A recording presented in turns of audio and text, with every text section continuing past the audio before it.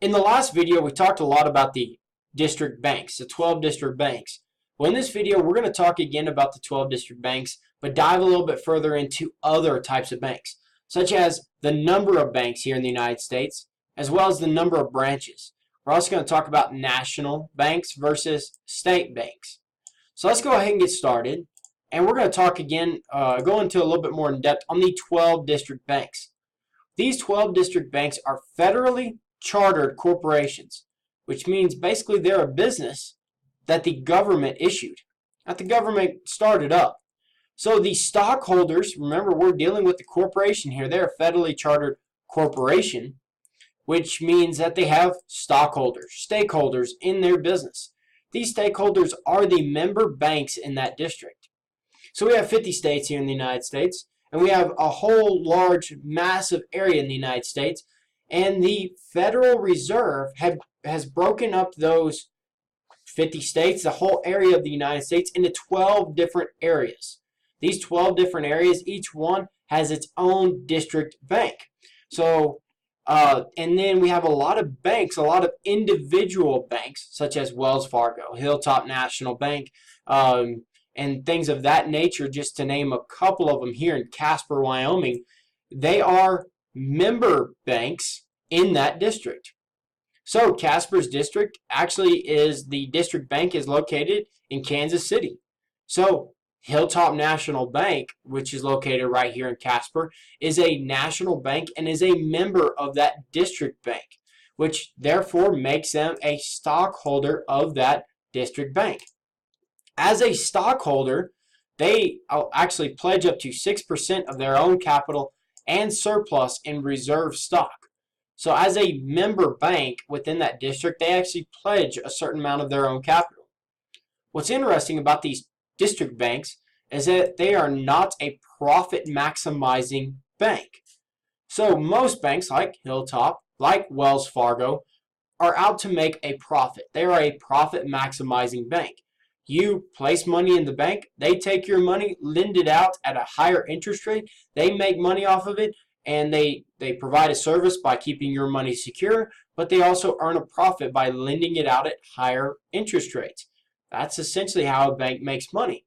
What's interesting about these district banks is they are not out to make a profit.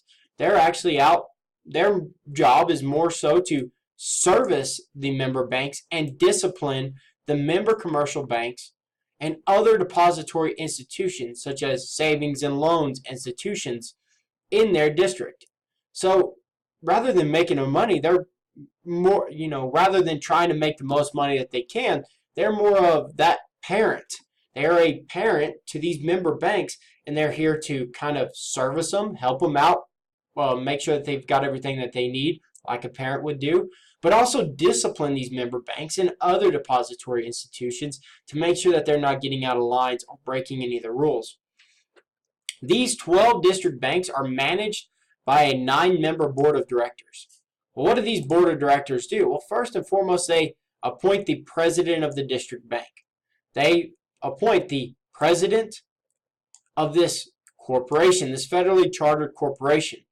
And these 9 district banks also these 9 board of directors, these 9-member board of directors will also advise the banks on economic and financial conditions in that particular district. So now that we know a little bit more about the 12 district banks, let's dive into, just banks in general. And what's a very interesting thing that I've found is that the number of banks has been falling and is continuing to fall. In 1934, there was 14,000 banks, individual banks across the United States. By 2015, that number has now fallen to 5,441. That means that these are individual banks, individually chartered banks, such as Wells Fargo would be an individually chartered bank. Hilltop National Bank would be an individually chartered bank. Anytime that you have a local bank that stands alone, that is an independently chartered bank. Why is that number falling though? That's an interesting thing. Well, it used to be that each town had its own individual little bank. Well, that's not the case anymore, especially coming out of the 1930s of the Great Depression.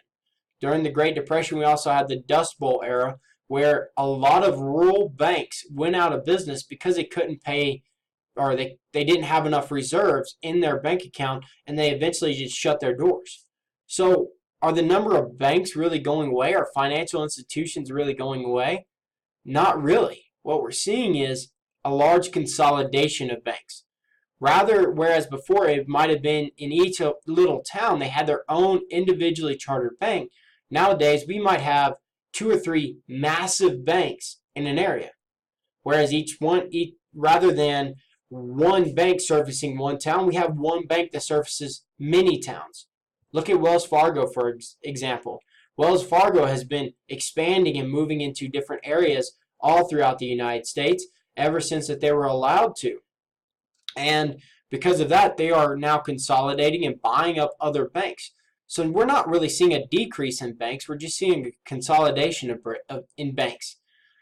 We also see that the number of branches. So Wells Fargo has many branches, a branch in almost all 50 states and in almost every town, it feels like.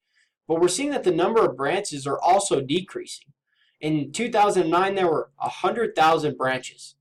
But by 2015, that number has now been reduced by 10,000 to just 90,000.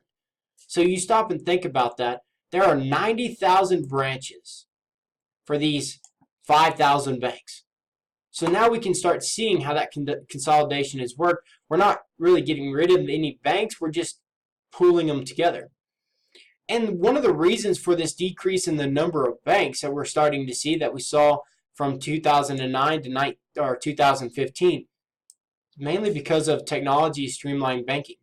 Nowadays, you can pull out your cell phone and you can do a lot of online banking with your cell phone, or get on your computer and do a lot of online banking.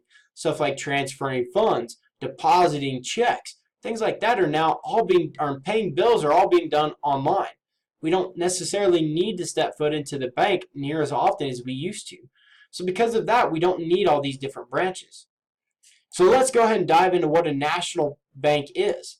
A national bank has received a charter from the Comptroller of Currency, and they are required to be a member of the Fed. So a bank can elect to be a national bank. And if they elect to be a national bank, they'll put in to receive a charter from the Comptroller of Currency. But if they are a national bank, they are required to be a member of the Fed and follow the regulations of the Fed. But also, one of the perks of being a national bank is you also have that security as posed by the FDIC, the Federal Depository Insurance Company. So if you ever walk into a bank, you see that little decal that says insured by the FDIC. Basically what that means is if that bank ever gets robbed, a certain amount of each account is federally insured through basically the Federal Reserve System and that Federal Depository Insurance Company. So that's one of the perks, as well as being able to borrow from the Fed. Where state banks, on the other hand, they receive their charter from the state, and they can elect to be members of the Fed. They're not required to, but they can choose to be members of that Federal Reserve System if they want to, and take advantage of some of those perks that we just mentioned.